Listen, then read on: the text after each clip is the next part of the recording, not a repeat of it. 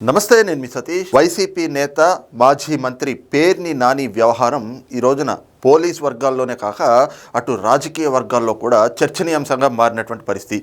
ఈ క్రమంలోనే ఆయన పైన కేసు అయితే నమోదైంది, కానీ కేవలం కేసు నమోదు చేసి సరిపెట్టడం కాదు, పేర్ని నానిని అరెస్ట్ చేయాలి అన్నటువంటి డిమాండ్లు కూడా ప్రజాస్వామ్యవాదుల నుంచి కూడా పెద్ద ఎత్తున వస్తున్నటువంటి పరిస్థితులు అయితే కనుక ఏపీ రాజకీయ వర్గాల్లో కనిపిస్తూ ఉంది. అయితే ఇవంతా కూడా దేని గురించి అంటే అందరికీ తెలిసిందే. నిన్న మరి ఏదైతే పేర్ని నాని ఒక పోలీస్ స్టేషన్కి వెళ్ళి ఒక రాజకీయ నాయకుడు, ఒక మాజీ మంత్రిగా పనిచేసినటువంటి వ్యక్తి పోలీస్ స్టేషన్లో ఏ రకంగా వ్యవహరించాలి అనేటువంటి విచక్షణ కూడా కోల్పోయి ఒక పిచ్చి పట్టినటువంటి కుక్క మురుగుతుంది కదా, ఆ తీరులో పోలీసులపైనే ఒక వీధి రౌడీ లాగా, ఒక రౌడీ షీటర్ లాగా ఆయన ఎగబడినటువంటి ఇది కావచ్చు, లేదంటే పోలీసులతోటి ఆయన వాగ్వాదానికి దిగి అక్కడ ఆయన వ్యవహరించినటువంటి తీరు కూడా పెద్ద ఎత్తున విమర్శల పాలవుతున్నటువంటి పరిస్థితి. అరే, అధికారంలో ఉన్న 5 ఏళ్లు వైసీపీ నాయకులు పేర్ని నానితో సహా మిగతా వాళ్ళంతా కూడా ఏ రకంగా వ్యవస్థలన్నింటినీ కూడా తమ గుప్పిట్లో పెట్టుకున్నట్లుగా, పోలీసులు అంటే తమ చెప్పు కింద ఏదైతే గనక నలిగేటువంటి వ్యక్తుల్లాగా ఏ రకంగా అధికారుల్ని, అధికార యంత్రాంగాన్ని కూడా వాడుకున్నారో తెలిసిందే. వాళ్ళపైన ఒక ఇంత జులం ప్రదర్శించారు. వైసీపీ నాయకులు వెళ్తే పోలీసులైనా సరే లేచి వాళ్ళ కుర్చీల్లో వైసీపీ నాయకుల్ని కూర్చోబెట్టాలి అనే తీరులో వ్యవహరించారు గడిచిన 5 ఏళ్లు. కానీ ఈ రోజున అధికారం కోల్పోయిన తర్వాత కూడా అదే జులుంని ప్రదర్శిస్తూ ఉన్నారు వైఎస్ఆర్ కాంగ్రెస్ పార్టీ నాయకులు. అలాగే అందులోనే పేర్ని నాని నిన్న వ్యవహరించినటువంటి తీరు కూడా అదే విధంగా ఉంది అని చెప్పి ఈ రోజున పెద్ద ఎత్తున విమర్శలు కూడా వెల్లువెత్తున్నటువంటి పరిస్థితి. ముఖ్యంగా పేర్ని నాని మరి నిన్న పోలీస్ స్టేషన్లో ఆయన చేసినటువంటి ఆ వీరంగం ఒక్కసారి చూద్దాం.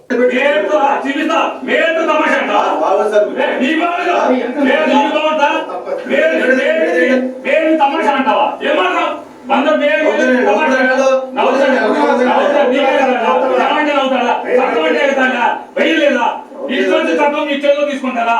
రోజు స్టేషన్ వస్తాడా? చేస్తారా?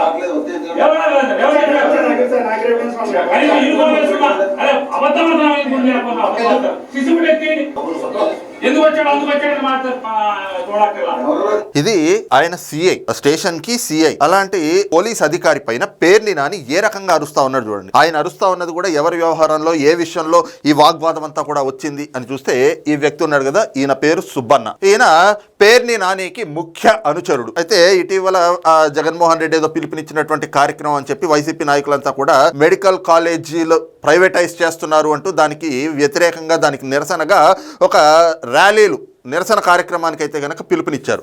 ఈ క్రమంలోనే మచిలీపట్నంలో పేర్ని నాని, ఈయన కుమారుడు, అలాగే ఇలా మంది మార్బలం అంతా ఉంటారు కదా, ఆ వీధి రౌడీలు లాంటి వాళ్ళు, లేదంటే పిచ్చి కుక్కలు లాంటి వాళ్ళు, వైసీపీలో ఉండేటువంటి సైకో బ్యాచ్, వీళ్ళంతా కలిపి ర్యాలీ అని చెప్పేసి మొదలు పెట్టారు. మెడికల్ కాలేజ్ వరకు ర్యాలీ అని చెప్పేసి పోలీసులు చెప్పారు దీనికి పర్మిషన్ లేదు, మీరు ఈ రకంగా అనుమతి లేకుండా ర్యాలీలు చేయడం, నిరసన కార్యక్రమాలు చేయడం అంటే అక్కడ ప్రజలకు కూడా ఇబ్బంది కలుగుతుంది, ట్రాఫిక్ అంతరాయం కలుగుతుంది, జనజీవనానికి కూడా ఇబ్బందులు ఎదురవుతాయి, కాబట్టి ఈ కార్యక్రమం ఇప్పుడు చేయడానికి వీల్లేదు అని చెప్పి వాళ్ళు చెప్పినా కూడా మేము చేసి తీరుతామంతే అని చెప్పేసి ర్యాలీ అని చెప్పేసి ఆ మందంతా కూడా రోడ్ల మీద పడి అచ్చోసిన ఆంబోతుల్లాగా వెళ్ళిపోయారు. అయితే పోలీసులు మరి వాళ్ళ విధులకు ఆటంకం కలిగించినా, లేదంటే కనుక ఎవరైనా కూడా చట్టాన్ని ఉల్లంఘించినా ఖచ్చితంగా చర్యలు తీసుకుంటారు కదా. అందులో భాగంగానే కొంతమంది పైన కేసులు పెట్టారు. ఆ ర్యాలీలో ఎవరెవరైతే పాల్గొన్నారో, అలాగే ఆ ర్యాలీకి ఎవరైతే గనక పూర్తిగా నాయకత్వం వహించారు అనేటువంటి క్రమంలో వాళ్ళందరిపైన కేసులు పెట్టారు. ఈ క్రమంలోనే ఈ సుబ్బన్న అనేటువంటి వ్యక్తి చాలా మంది జనాల్ని సమీకరించాడు ఆ ర్యాలీలో పాల్గొనడానికి అని చెప్పేసి ఆయన పైన కూడా కేసు పెట్టారు. కేసు పెట్టినటువంటి క్రమంలోనే ఆయనకి 41A నోటీస్ ఇచ్చారు. సహజంగా చట్టంలో ఏముంటుంది, 7 ఏళ్ల కంటే తక్కువ శిక్ష పడే క్రమంలో వాళ్ళకి 41A నోటీస్ ఇచ్చి వాళ్ళని విచారణకు పిలిచి విచారణ చేసిన తర్వాత వాళ్ళు చేసినటువంటి తప్పు అది శిక్షార్హం అని అనిపిస్తే గనక అప్పుడు అరెస్ట్ చేయాలి అనేటువంటి చట్టంలో ఉంది. అందుకే ఆయనకి పోలీసులు కూడా రూల్ ప్రకారంగా 41A నోటీస్ ఇచ్చి ఇదిగో ఫలానా తేదీ రోజున మీరు విచారణకి హాజరు కండి అని చెప్పి పిలిచారు. మరి లా ఒబేడింగ్ సిటిజన్ అంటే చట్టాన్ని పాటించేటువంటి వ్యక్తులైతే ఏం చేయాలి? ఖచ్చితంగా ఏ తప్పు చేయకపోతే విచారణకి హాజరు కావాలి కదా. పోలీసులు 41A నోటీస్ ఇచ్చి ఫలానా తేదీ రోజున మీరు విచారణకి రండి అంటే విచారణకి రాకుండా తప్పించుకుని తిరిగాడు. ఇంకోసారి నోటీసులు ఇచ్చారు, ఇంకోసారి వెళ్ళలేదు. దీంతో పోలీసులు ఏం చేస్తారు? ఖచ్చితంగా అరెస్ట్ చేస్తారు. ఈ క్రమంలోనే నిన్న పొద్దున్న ఆయన్ని తెల్లవారుజామున ఆయన ఇంటి దగ్గర అరెస్ట్ చేసి పోలీస్ స్టేషన్కి తీసుకొచ్చారు. ఇక ఆయన అరెస్ట్ చేసిన తర్వాత ఆ విషయం తెలుసుకున్న పేరు నాని మరి ముఖ్య అనుచరుడు కదా, వెంటనే ఆయనకి మండిపోయింది. అమ్మో మా వాడిని అరెస్ట్ చేస్తారా, ఇదేంటి అసలు మచిలీపట్నానికి మకుటం లేని మహారాజుని నేను, అలాంటి నా బంట్రోతుల్ని మీరు అరెస్టులు చేస్తారా అని చెప్పేసి పోలీస్ స్టేషన్కి వచ్చాడు. పోలీస్ స్టేషన్కి వచ్చి అరెస్ట్ చేయడానికి వీల్లేదు, మీరు రిమాండ్కి పంపించడానికి వీల్లేదు, వెంటనే వదిలిపెడతారా లేదా అని చెప్పి అక్కడ ఉన్నటువంటి సిఐ యేసుబాబు ఆయన పేరు, ఆయన తోటి వాగ్వాదానికి దిగాడు. ఆ వాగ్వాదంలో కూడా ఆయన ఏం మాట్లాడుతున్నారు, దానిపైన పెద్ద ఎత్తున విమర్శలు కూడా వస్తున్నటువంటి పరిస్థితి. ఎందుకు అనేటువంటిది ఒక్కసారి పేరు నాని మాటలు మళ్ళీ మొదటి నుంచి విందాం.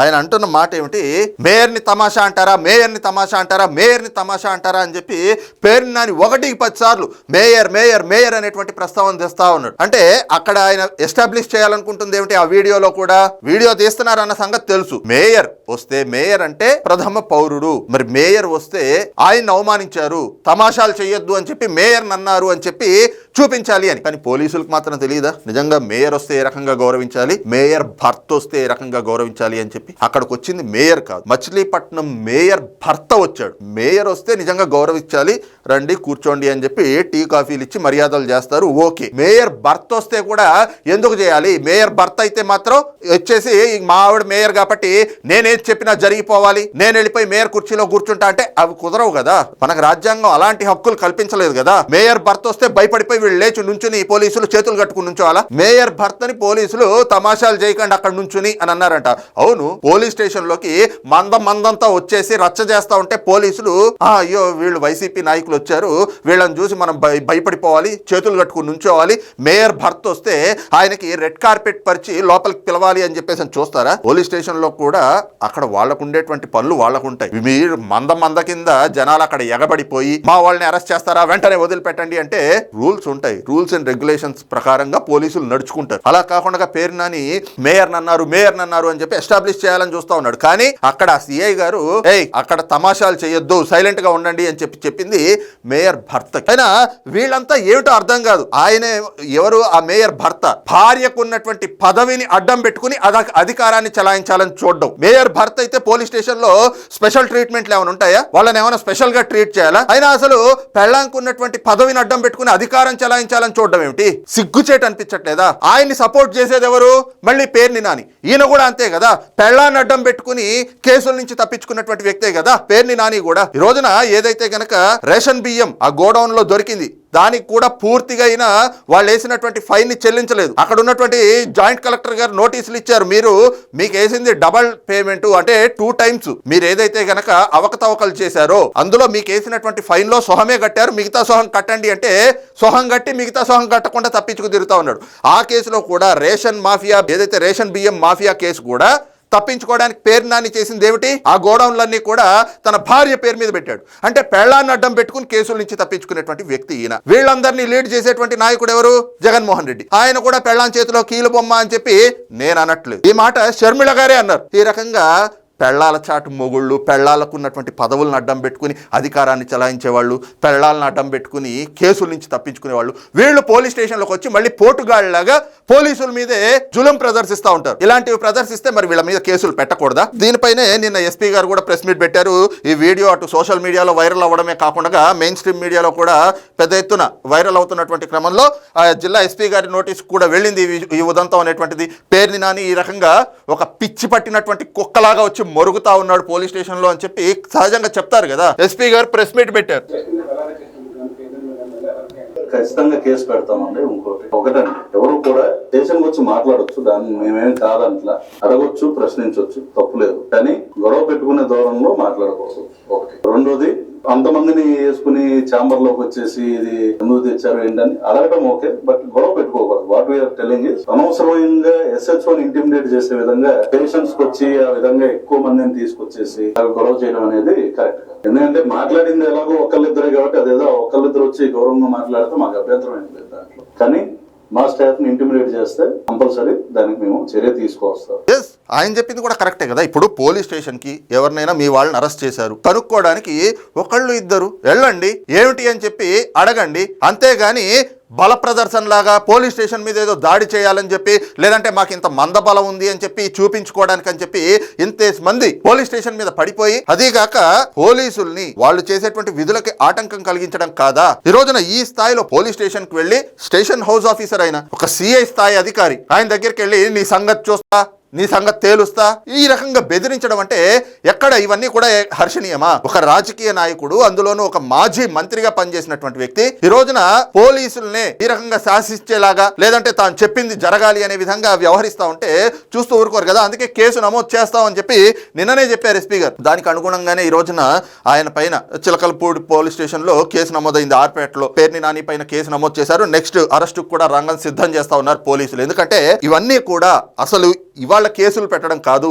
ఆదిలోనే దీన్ని తుంచేసి ఉంటే, అంటే మొక్కై వంగంది మానై వంగురా అని చెప్పేసి సామెత ఉంటుంది. అలాగే ఆదిలోనే తుంచకపోతే ఇవన్నీ కూడా ప్రమాదకరంగా మారుతాయి. పోలీసులు ఈ రోజున కేసు పెట్టి ఈ రకంగా స్పందించడం ఈ రోజున కాదు. ఏదైతే జగన్మోహన్ రెడ్డి వల్లభనేని వంశీని పరామర్శించడానికి అని చెప్పి విజయవాడ జైలుకి వెళ్ళాడో, ఆ జైలు బయటకు వచ్చి పోలీసులను ఉద్దేశిస్తూ గుడ్డలూడదీస్తా అని మాట్లాడినప్పుడు అదే రోజున జగన్మోహన్ రెడ్డి మీద కేసు పెట్టి పళ్ళు రాలగొట్టేలాగా అధికారులు గనక ఆయన్ని తీసుకొచ్చి స్టేషన్ లో కూర్చోబెట్టుంటే ఈ రోజున ఈ పేర్ని నాని లాంటి వాళ్ళు పిచ్చి కుక్కల్లాగా మొరిగే వాళ్ళు కాదు.